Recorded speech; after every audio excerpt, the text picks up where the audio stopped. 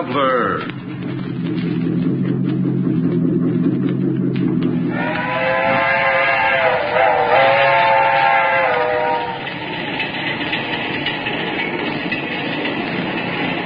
This is the mysterious traveler, inviting you to join him on another journey into the realm of the strange and terrifying. I hope you will enjoy the trip, that it will thrill you a little and chill you a little. So settle back, get a good grip on your nerves. I hope it's not making you nervous, being alone with me here in the dark. Darkness stirs strange terrors in some minds, particularly those of children. For children live in a world of their own, a world far removed from that of adults. Who among us knows the psychology of the child mind, with its devious thoughts and actions, as in the tale of The Good Die Young.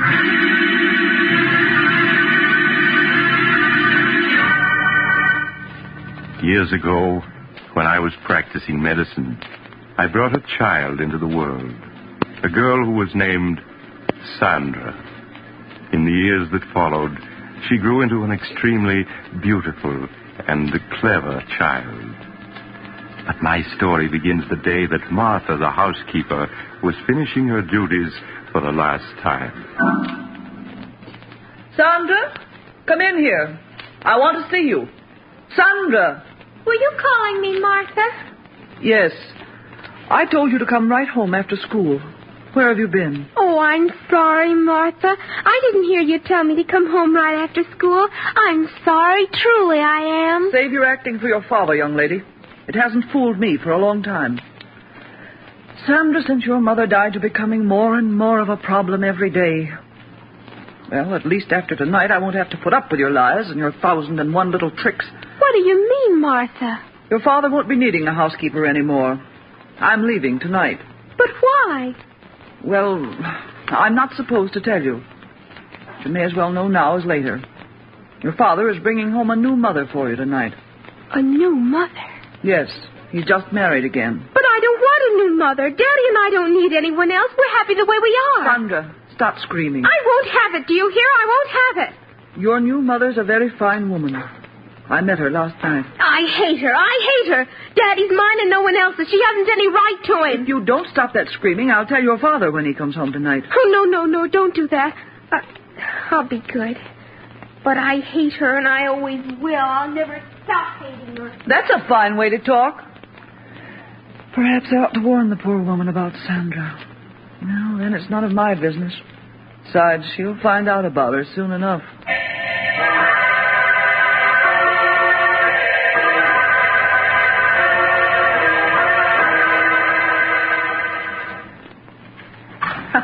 Stephen, it's ridiculous you're carrying me across the threshold. All right, darling. It's tradition in my family to carry the bride over the threshold. There you are. Oh, Stephen, what a lovely house. Mm-hmm. Oh, you haven't seen the best part of it yet. Sandra. Do you think she'll like me, Stephen? I do so want her to. Of course she will. Perhaps you should have told her about us, instead of breaking it to her so unexpectedly like Oh, this. nonsense, Helen. I know my daughter. She's a wonderful child. And she'll fall madly in love with you at the first sight, just as her father did. Sandra, where are you? Daddy. Daddy, you're home early. Oh, I'm so glad. How are you, darling? Oh, Daddy. I have a surprise for you. A surprise? Mm-hmm. Sandra, this is Helen. Helen, I want you to meet my daughter, Sandra. Hello, Sandra. Hello.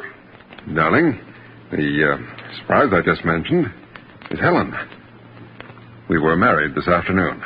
That means that Helen is now your mother. Oh, Daddy, that's wonderful. Now I'll have a mother just like all the other girls do. Oh, I'm so glad. So am I, Sandra. And I'm sure we're all going to be very happy together. Of course we are.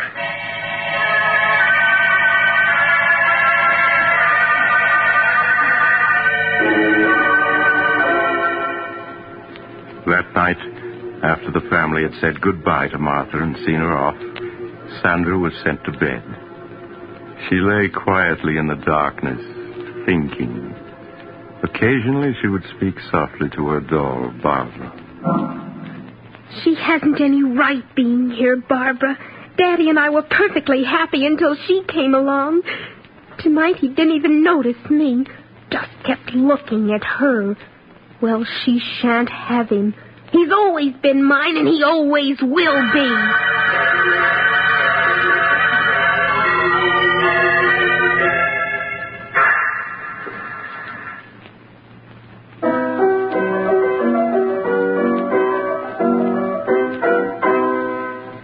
There. That's enough of that. Now, let me see.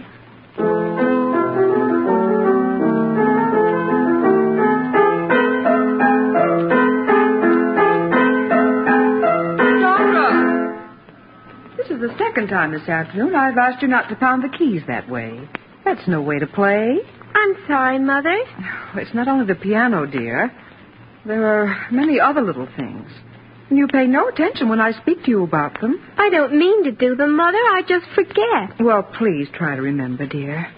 Now, I want you to play the piano as you did last night for Daddy. He was very pleased. Yes, Mother.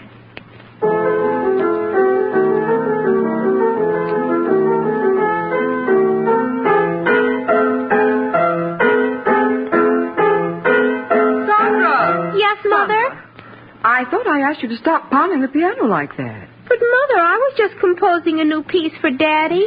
Well, that wasn't music, Sandra, but just noise. That'll be enough for today.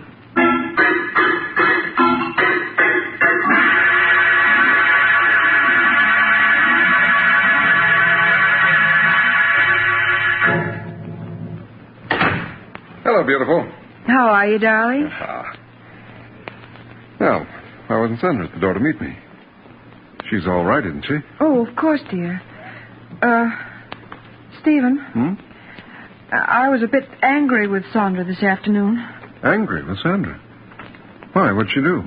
Well, several times this afternoon I had to speak to her about pounding the piano, being loud and discordant.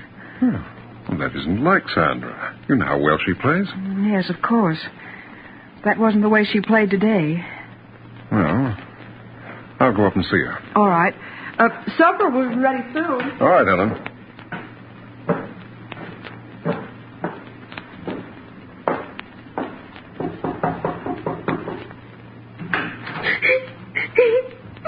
Why, Sandra, what's this? Oh, Daddy. Well, what's wrong? You never cry.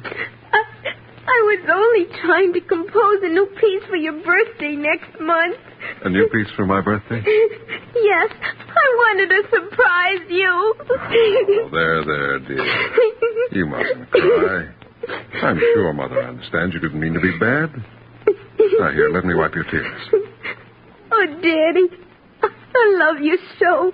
I just wanted to compose something wonderful for you. I understand, darling. Oh, Daddy, you always understand.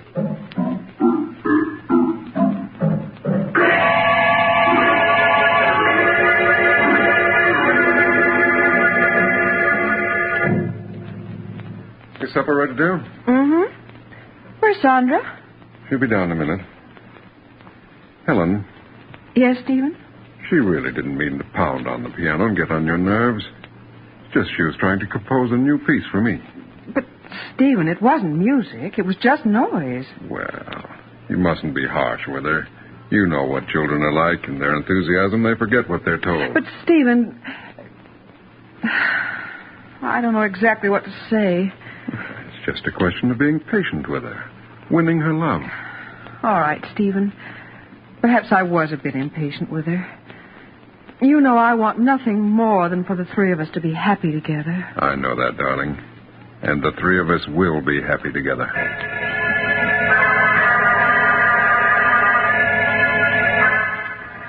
In the weeks that followed, Helen tried to overlook Sandra's slamming of doors, and constant droppings of objects, and other nerve-wracking incidents.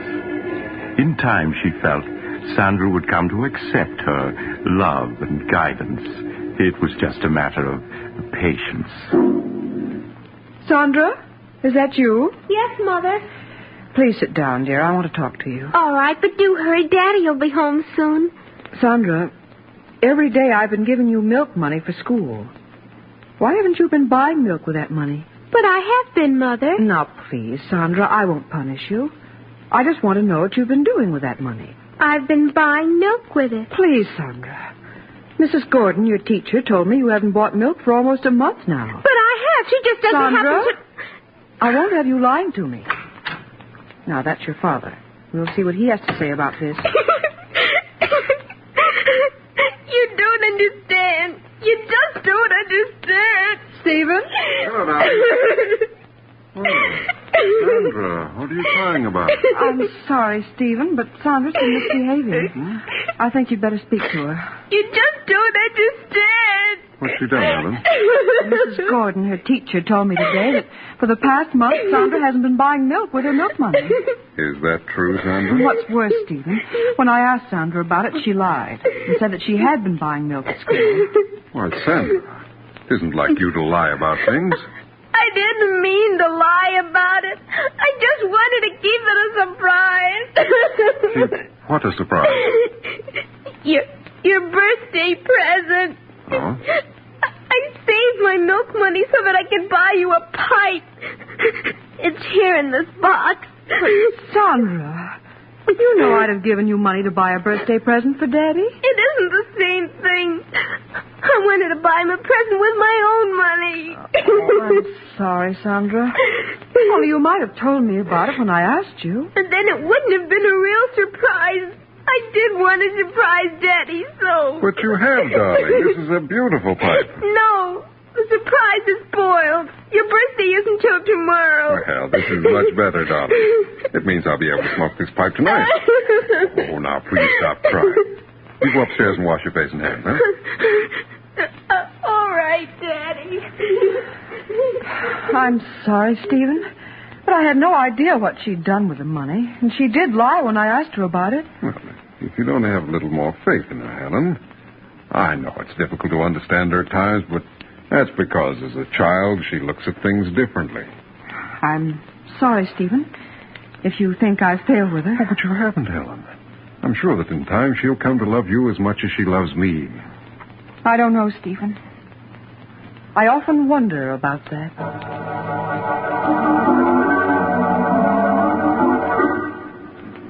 As the weeks went by, Helen found herself coming no closer to winning Sandra's confidence.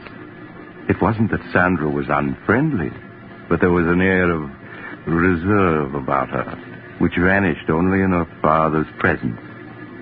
Helen felt Stephen watching her anxiously when Sandra was about, and sought to reassure him. Her one thought was to preserve their happiness. Hello, Helen. Hello, dear. Oh, what happened to that vase, dear? Sandra broke it. Huh? Well, accidents will happen. Stephen, this is the fourth piece she's broken in 2 weeks. And each of them were pieces I've treasured, had for years. Why, Helen, you sound as though Sandra had deliberately broken those vases because they were yours. Well, why is it that only my things are broken? Oh, Helen, surely you don't believe she's deliberately breaking your things. I don't know what to believe. The first few times I thought it was an accident, but now... But, Helen... Oh, please, Stephen, let's not quarrel. Perhaps I'm wrong. I admit I haven't any proof. It's just all the little things adding up. Helen, what are you talking about? Oh, you wouldn't understand even if I told you. Where's Sandra? In her room, I suppose. Well, I'll go up and see what she's doing, huh? All right.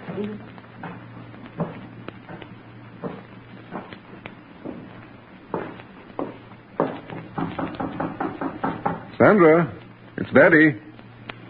Are you in your room? Huh. It's funny. She isn't here. Hello, what's this? A note addressed to me. Dear Daddy, I'm sorry about the broken vase. Tried my best to be a good girl, but everything I do seems wrong. I make Mother very unhappy, so I'm running away. I love you very much and always will. Your daughter, Sandra.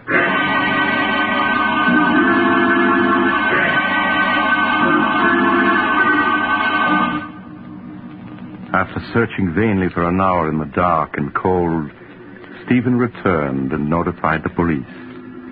All through the long hours of the night, he and Helen sat up, not saying a word, each afraid to speak, for fear of what might be said. As the first rays of dawn showed, the doorbell rang. Stephen rushed to answer. Mr. Hamilton? Sandra. Oh, Daddy. Darling, everything's all right now. I'm the police matron from the 55th Street station, Mr. Hamilton. One of the officers on the force just found her. Thank you. Thank you very much for bringing her home. Oh, that's all right, Mr. Hamilton. It's our job. Goodbye. Goodbye. There, dear, don't cry. Oh, Daddy, it was so dark out there. And I thought I'd never see you again. What a thing to say. How do you feel, Sandra? You want me to take her, Stephen, and put her to bed? No, I'll do it, Helen. All right, Stephen. Just as you say.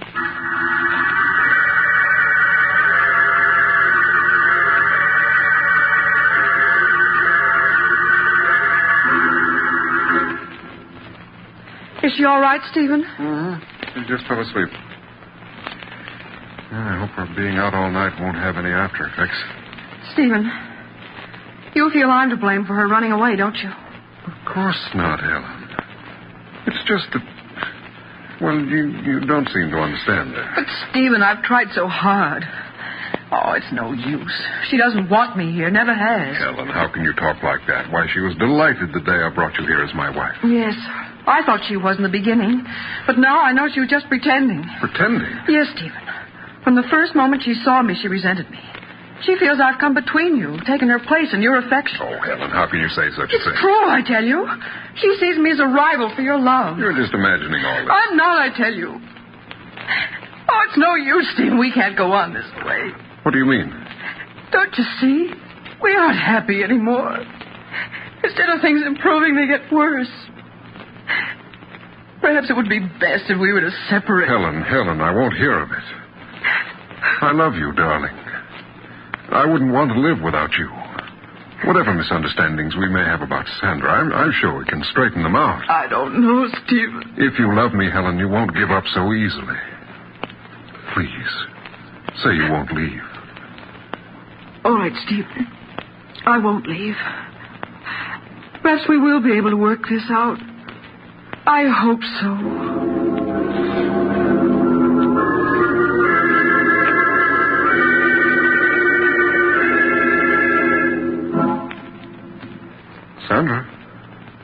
Sandra, you awake, darling?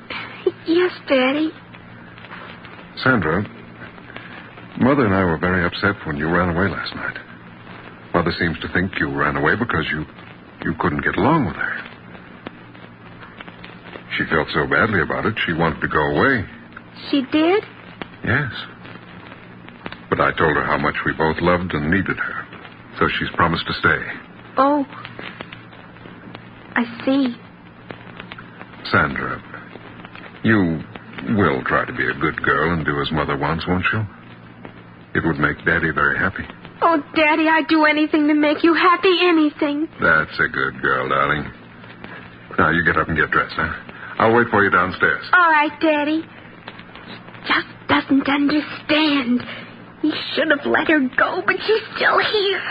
And she's going to stay. I won't have it. I won't have it. I hate her. I hate her.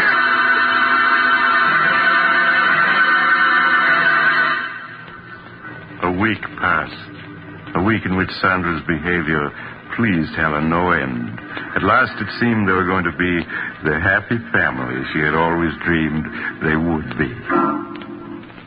Helen, Yes, dear? will you bring my coat with you when you come downstairs? Sandra and I are going for a walk. All right, Stephen. I'll get it and be right down. Daddy, can we walk down to the river? Oh, we won't have enough time for that, Sandra. Stephen? I have your coat, but I can't find your scarf. Oh, the scarf's down here, Helen. Just bring the coat. Oh, all right. Stephen, I hope... Helen!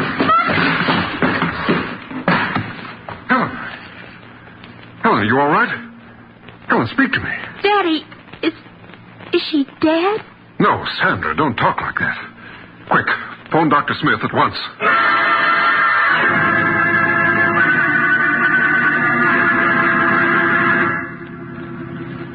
I arrived at the Hamilton home to find Helen suffering from shock, but otherwise unhurt.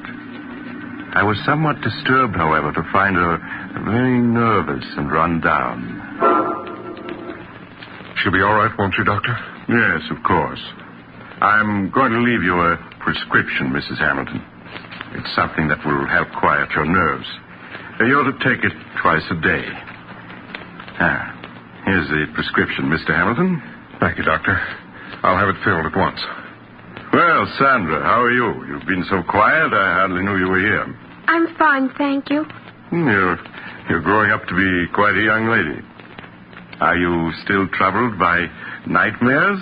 Yes, she still has them once in a while. No, it's just her nerves. If she continues to have them, you might give her some of the medicine I've prescribed for your wife. Well, I must be leaving. Goodbye, Mrs. Hamilton, and stay in bed a few days. I will, Doctor. Goodbye. Goodbye, Doctor. Well, darling, you gave us quite a scare. Yes, I slipped on something on the top step. You must have slipped on a marble, dear.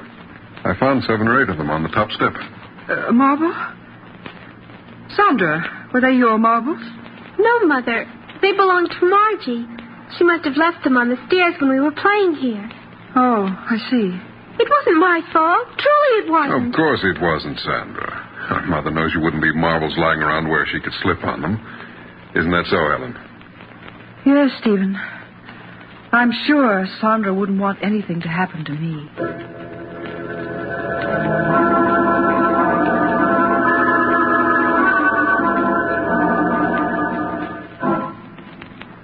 Sandra, will you come into Mother's room a moment, please? Yes, Mother. The medicine that Dr. Smith prescribed for me is in the bathroom. Will you get it for me, please? All right, Mother. You'll find it in the medicine chest. It's in a blue bottle. Yes, I know what it looks like. Oh, here it is. That's fine, Sandra. Just bring it to me. Here you are, Mother. Thank you, dear. Oh, Sandra, this isn't the medicine that Dr. Smith prescribed for me. Didn't you read the label? This bottle has poison in it. Poison? Well, yes.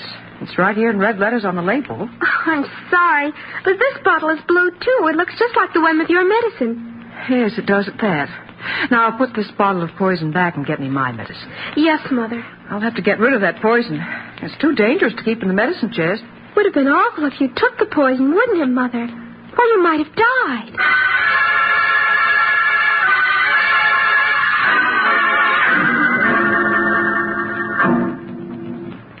No, go away. I hate you. Oh, I hate you. He's mine. You shan't have him. He's mine. We don't want him. We don't want him. Wake up. You're having a nightmare. Oh, Daddy. Oh, don't leave me. Don't leave me. Well, of course I won't, Sandra. Stephen, she's so frightened. Yes, these nightmares leave her nervous for hours. Darling, there's nothing to cry about now. Oh, Daddy, I was so frightened. Come here a moment, will you, please? All right, Ellen. Oh, Daddy, don't leave me. No, Sandra. I'm not going to leave you. I'm just going to see what Mother wants. What is it, Ellen? Stephen, Dr. Smith said if she had a nightmare, some of the medicine he prescribed for me would help her. Well, Sandra doesn't like taking medicine. But this medicine's very easy to take, and it'll have her asleep in no time. Oh, if you think it's best. Yes, I'm sure it is. Now, you go back to Sandra while I get the medicine and a glass. All right, Ellen. Now, Sandra, you must stop your crying. Daddy's here. Don't go away, Daddy. I want you to stay with me. Of course I'll stay with you. What were you dreaming about, dear? I don't know. It was all so mixed up. Oh, Daddy, will you always love me more than anybody else in the world? Of course. Now, stop your crying. All right, Stephen, I have it. Now, I could just have Sandra sit up. Come on, darling. Sit up now. That's it. What's Mother doing? She's pouring you some medicine. It'll help you sleep, darling. Medicine? Yes. It's the same medicine Mother takes for her own nerves. No, I don't want it. Now, please, Sandra. It'll make you feel much better. No, don't come near me. I don't want it. Sandra, Mother takes it twice a day. There's nothing to it. No, I won't take it. I won't. Perhaps you'd better let it go, Helen. Nonsense, Stephen. She'll have us up all night if she doesn't take it. All right. Now, Sandra, stop being a baby and take this medicine. No, Daddy, don't let her make me take it. Don't let her. Sandra, are you going to let me give you this quietly, or do I have to make you take it? No, it'll kill me. I know it will. Here, let me hold your head. That's it. No. Sandra, stop clenching your teeth. Open your mouth. Do you hear? Daddy, don't let her. There, he's taken it. All this fuss over nothing. Helen, she's choking. Daddy, it burns. Sandra, what's wrong? It's burning me. Daddy, help me. Help me. I can't breathe. Helen, quick. Call Dr. Smith. Tell him it's an emergency.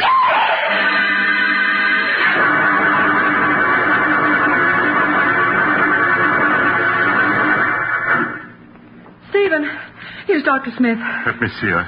She's been unconscious for 10 minutes now. Doctor, you must do something. I'm afraid it's too late, Mr. Hamilton. She's dead. Oh, no. No, she can't be. I'm sorry. How can she be? We only gave her the medicine you prescribed for Helen. Yes, here it is. Let me see it. But this medicine wouldn't kill her. It's only a nerve tonic. You can see... Doctor, what is it? Why, this is the bottle, all right. But the medicine in it isn't the medicine I prescribed. But it is. I took some of it last night. I assure you, this isn't the medicine I prescribed.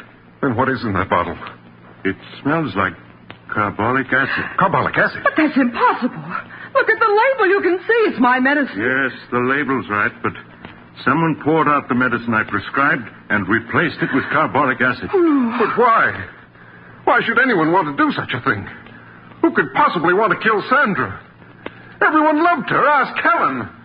She'll tell you that Sandra... Stephen, why are you looking at me like that? Surely you don't believe I poisoned her? Stephen, no. No!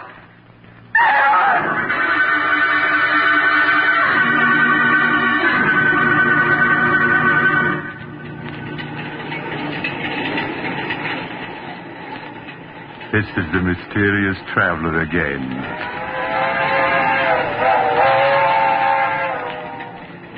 Have you enjoyed our little trip? By the way, do you have a child in your home? If so, I do trust it isn't angry with you. You can't be too careful with children. Why, I recall another child who, after being punished by his parents, took a razor and...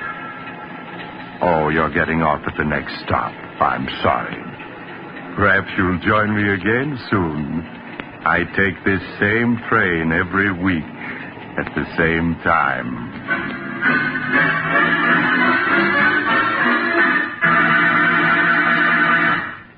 You've just heard Chapter 13 of The Mysterious Traveler, a series of dramas of the strange and unusual brought to you each week by station WOR.